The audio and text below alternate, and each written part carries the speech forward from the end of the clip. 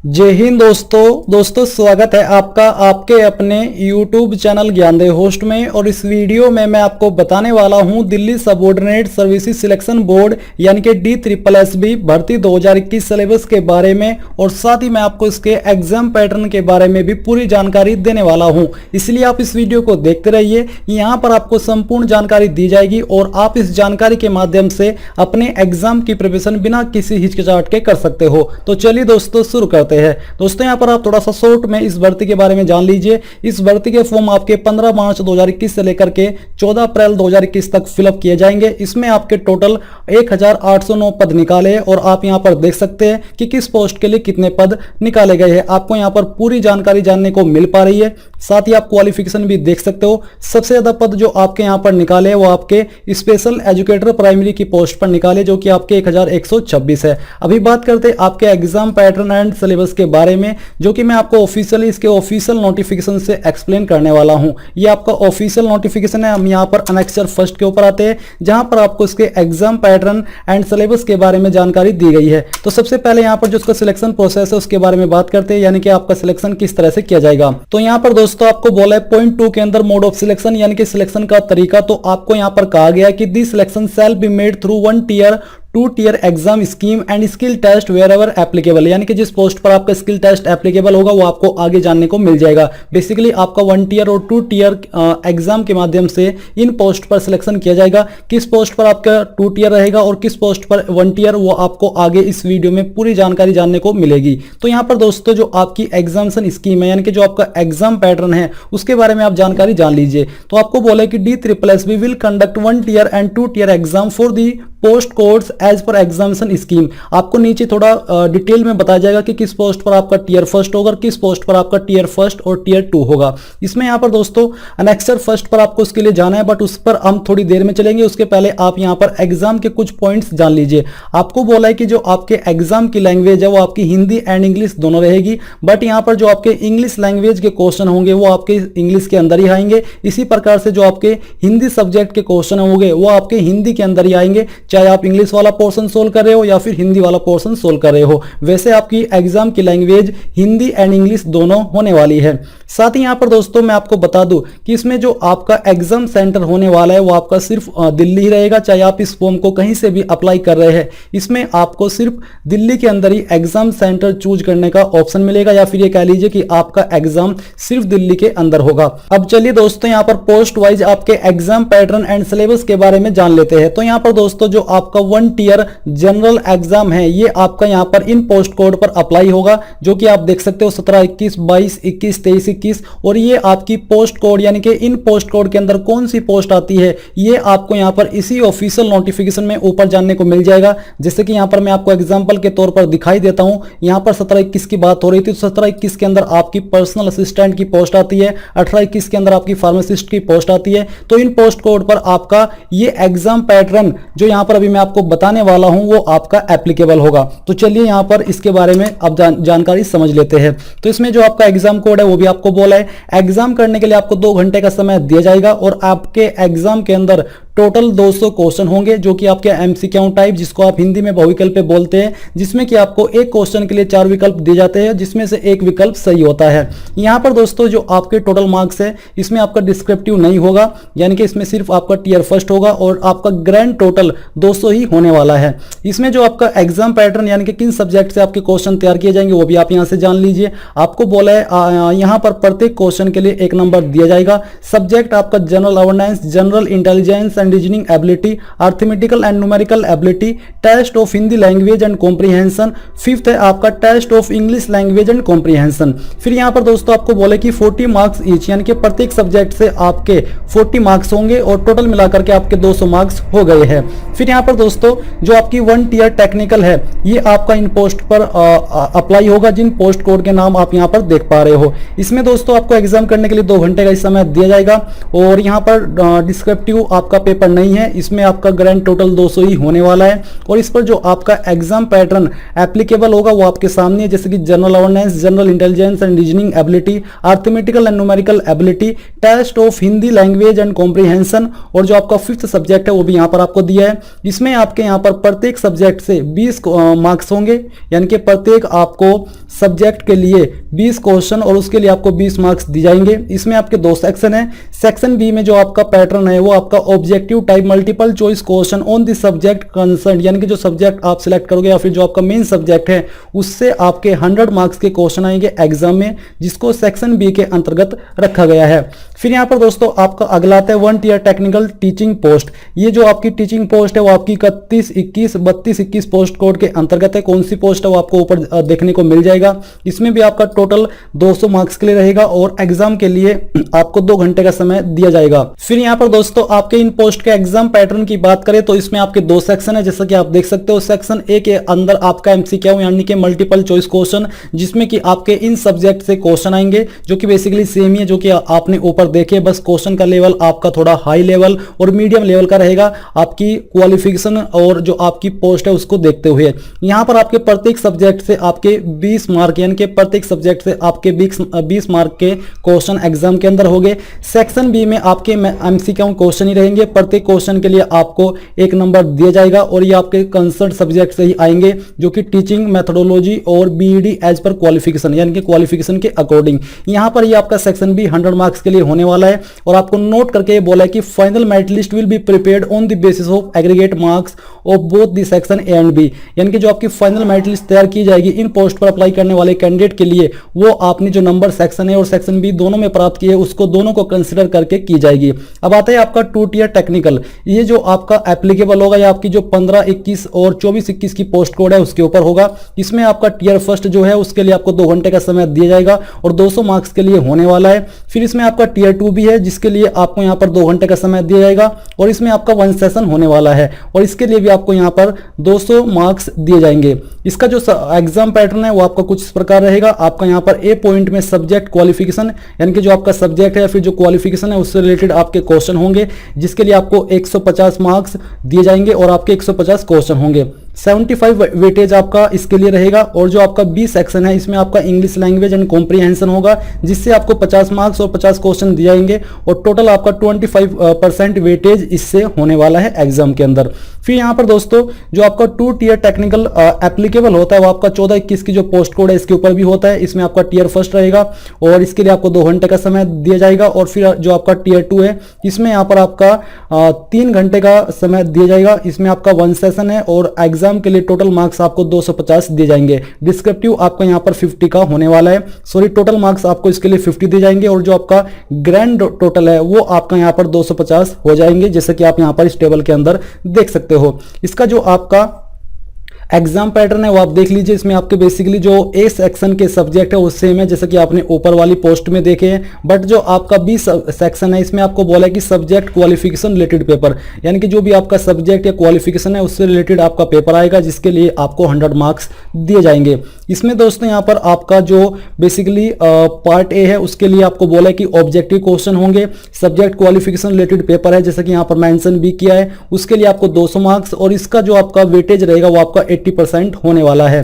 फिर जो आपका पार्ट बी है जो कि डिस्क्रिप्टिव टाइप होगा, इसमें आपको ऐसे लिखना है इंग्लिश के अंदर, जिसके लिए आपको 30 मार्क्स दिए जाएंगे। लेटर राइटिंग करना होगा और expansion of ideas in English ये आपको करना है, जिससे आपका 20% वेटेज होने वाला है। तो ये हुआ आपका 14-21 पोस्ट कोड का एग्जाम पैटर्न। फिर दोस्तों यहाँ पर आता है 2 ईयर जो कि आपका 21 की जो पोस्ट है उसके ऊपर लागू होता है। इसमें जो आपका टीयर फर्स्ट है वो आपका 2 घंटे का होगा और टीयर 2 आपका 3 घंटे का रहेगा 1 सेशन का, और इसके लिए आपको यहाँ पर 200 मार्क्स दिए जाएंगे। और टीयर 2 में यहाँ पर आपको 50 मार्क्स जो आपका डिस्क्रिप्टिव टाइप है, जो कि आप यहाँ से समझ सकते हो टोटल मार्क्स डिस्क्रिप्टिव के लिए इतने दिए जाएंगे, टोटल क्वेश्चन आपके इतने हैं और टोटल एमसीक्यू क्वेश्चन आपके इतने हैं। बेसिकली ये आप ऊपर से देख करके मैच कर सकते हैं कि ये 200 यहाँ पर क्या मेंशन करके रखा है।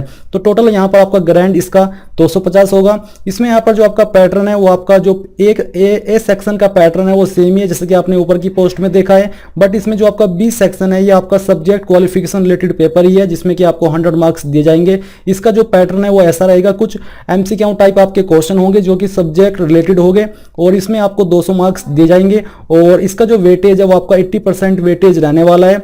और फिर जो आपका पेपर 2 है डिस्क्रिप्टिव, इसमें आपको 50 मार्क्स दिए जाएंगे और इसमें भी आपका एसे है, लेटर राइटिंग है और एक्सपेंशन ऑफ आइडिया जो कि इंग्लिश के अंदर आपको देना है, जिससे आपका 20% वेटेज इसमें टोटल होने वाला है, यानी कि आपके 200 मार्क्स हो जाएंगे। तो यहाँ पर दोस्तों आप इस जानकारी को थोड़ा अच्छे से क्लियर कर लीजिएगा। अगर आपके मन में कोई डाउट है तो आप अभी कमेंट करके पूछ सकते हैं। मैं आपको एक बार फिर से थोड़ा शॉर्ट में क्लियर कर दे रहा हूं। जैसे कि आपका जो 2 टीयर की पोस्ट है जिसमें कि आपके 2 एग्जाम होंगे, टीयर फर्स्ट और टीयर 2। तो जो आपका टीयर फर्स्ट है वो आप देख सकते हो, इसमें आपका 200 मार्क्स के लिए रहेगा, जिसमें कि एक जो आपका ए सेक्शन है उनमें इन सब्जेक्ट से आपको 100 मार्क्स के जो क्वेश्चन है वो दिए जाएंगे। प्रत्येक सब्जेक्ट से आपके 20 क्वेश्चन आएंगे जिसके लिए आपको 20 मार्क्स दिए जाएंगे। फिर जो आपका 20 सब्जेक्ट है इसमें आपके 100 मार्क्स के लिए क्वेश्चन होंगे। इसके अलावा फिर जो आपका टीयर 2 आता है, टीयर 2 में यहाँ पर आपका बेसिकली 250 मार्क्स के लिए ये पेपर रहेगा, जिसमें कि जो आपके 200 मार्क्स है वो तो यहाँ पर आपके 80% वेटेज तो रहेगा आपका जो सब्जेक्ट रिलेटेड पेपर क्वेश्चन है उससे। फिर यहाँ पर जो आपका पार्ट 2 है डिस्क्रिप्टिव, उससे आपके 50 मार्क्स होंगे।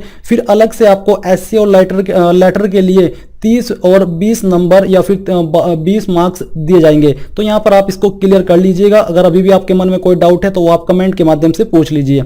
अभी यहाँ पर दोस्तों कुछ और जानकारी इसके बारे में जान लेते हैं कि आपको बोला है कि in 2 tier exam, tier first exam to be used for short listing only, यानी कि जिन पोस्ट पर आपके 2 टीयर एग्जाम है उसमें जो आपका टीयर फर्स्ट एग्जाम है वो सिर्फ आपका क्वालिफाइंग नेचर का होगा, यानी कि टीयर 2 में जाने के लिए कंसिडर किया जाएगा। उसके मार्क्स आपके फाइनल सिलेक्शन के लिए ऐड नहीं किए जाएंगे। आपको बोला है कि selection will be made on the basis of marks obtain in tier 2। जैसे कि मैंने आपको बताया कि टीयर फर्स्ट सिर्फ आपका ये क्वालिफाई करने के लिए कि हाँ टीयर 2 में आप जाते हो या फिर नहीं जाते हो, तो टीयर 2 के मार्क्स ही आपके फाइनल सिलेक्शन के लिए कंसिडर किए जाएंगे। साथ ही यहां पर आपको बोला है कि the board at its direction may dispense with the tier first exam and directly conduct the tier 2 exam in case the number of eligible candidates applicant for the post course whose examination schemes are 2 tier is lesser in number, यानी कि जिन post पर 2 tier exam है अगर उन post पर कम candidate apply करते हैं तो ऐसे में जो बोर्ड है D++ वो टीयर फर्स्ट एग्जाम को कैंसिल करके डायरेक्टली आपका टीयर 2 एग्जाम ही करा सकता है। बट ये तब होगा अगर इस पर कम मात्रा में कैंडिडेट अप्लाई करते हैं।